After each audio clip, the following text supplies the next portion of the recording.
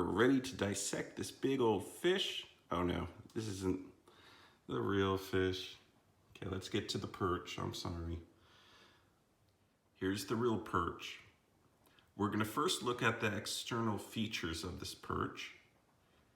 This perch is in class Osteoichthyes, which is a bony fish. And we're going to look at the spines of the fins, as well as the perculum, mouth parts, the names of the fins, and the lateral line. We're going to first look at the mouth parts. The maxilla is the upper non-movable jaw, and then the lower jaw is the mandible. The mandible moves up and down. There's lots of teeth lining the inside of a fish's jaw. Fish do have teeth. This also allows blood flow to go through the mouth, go through the gills, and leave the perculum. Now we're going to go ahead and open the perculum, and this is the gill cover. We're going to take a look at the gills in just a little bit. But first you can actually see the eye. Inside the eye, we'll open it up and you'll see the lens, which is a little ball that allows for vision. Then we have the anterior dorsal fin. You can see all the spines, and they're very, very sharp.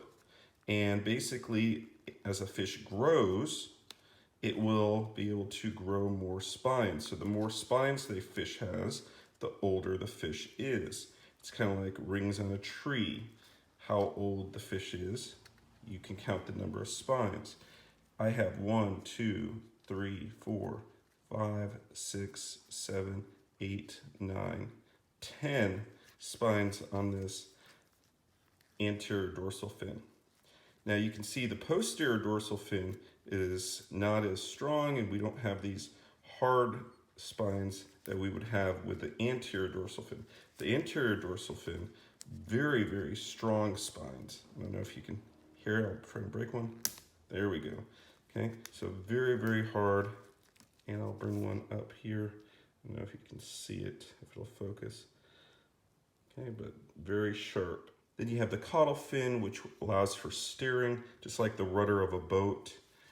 Down here we have the anal fin, which is near the cloaca. You may see some resources naming this the anus, but we're going to identify it as the cloaca. So you're going to have this one opening of urine, excretory waste, feces, which is poop, and reproductive gametes, such as the sperm and egg, come out of the same hole. This is going to be the same with birds, reptiles, and amphibians. Then we have two other fins. We have the two lower fins here. These are the pelvic fins. And these fins are used to help the fish from rolling over on its side, maintaining balance. And then we have the pectoral fins, which are the two side fins. And both the pelvic and pectoral fins are paired. And you can see these are the pectoral fins on the side. And these fins are used for braking, slowing down, and some balance. And then we're going to take a look at the lateral line. You can see that line right here, right where my thumb is. That lateral line runs down the side of the fish. So the lateral line will detect temperature changes. If it's getting too hot or too cold, if the fish is swimming in the wrong direction, it'll turn around. Pressure changes if the fish is going too deep. And current changes. If the current is moving in a direction that maybe the fish does not want to go, it will turn around. And so it helps the fish with sensing where it should be. Now we're going to take a look at the perculum. Here's the perculum. It's the gill cover. When I lift the gill cover up, you can see the gills. These are the gills, and there are multiple arches of the gills. I can separate these arches here. Okay, so you can see the multiple arches. There's 4 arches here. Okay, and then you have the little finger ridges on each of the arches. Okay, that's where the capillaries are going to be to absorb oxygen from the water into the bloodstream. So these are the actual gills. So on a bony fish, you will not see the gill slits. You will not see the gills. On a shark like Chondroichthyes or a stingray, manta ray, you will see the gill slits. On Classignatha, the jawless fish, you will see the gill slits. But with a bony fish, like a bass, a perch, a salmon, you will not see the gills. You'll have the perculum here, the gill cover. You can also see the scales moving in one direction. They are going from anterior to dorsal.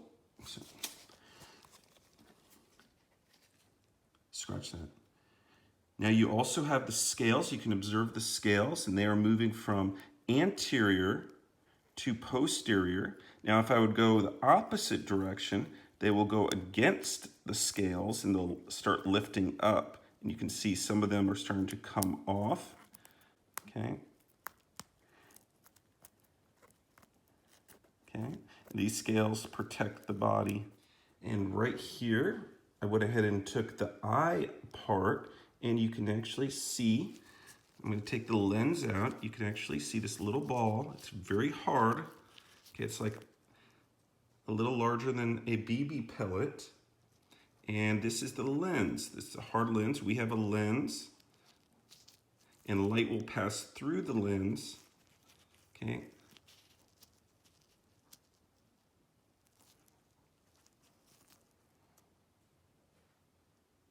And this is very important in vision. You can actually see the size.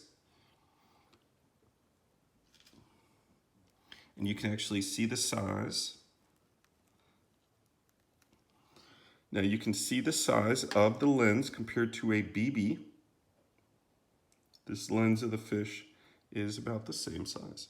Now we're going to go ahead and look at the internal anatomy. I'm going to go ahead and cut open the fish, and then we'll look at the inside.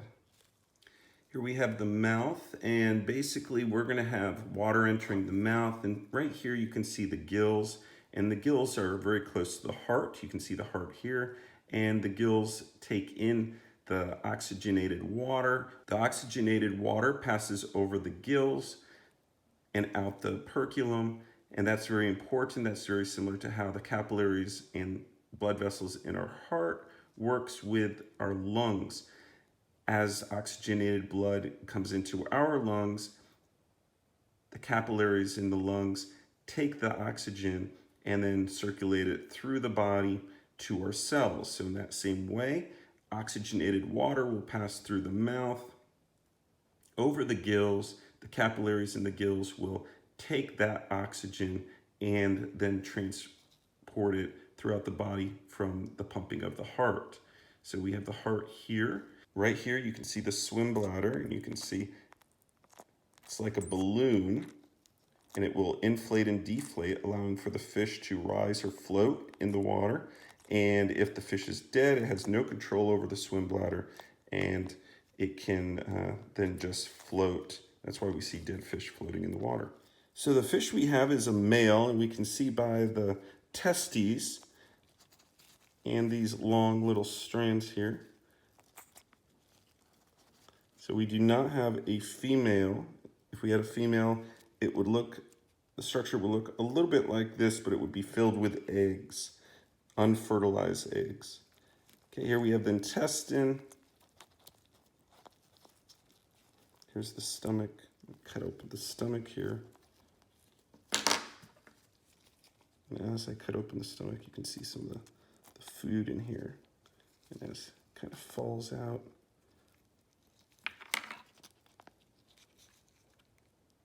Kind of see what he's been eating.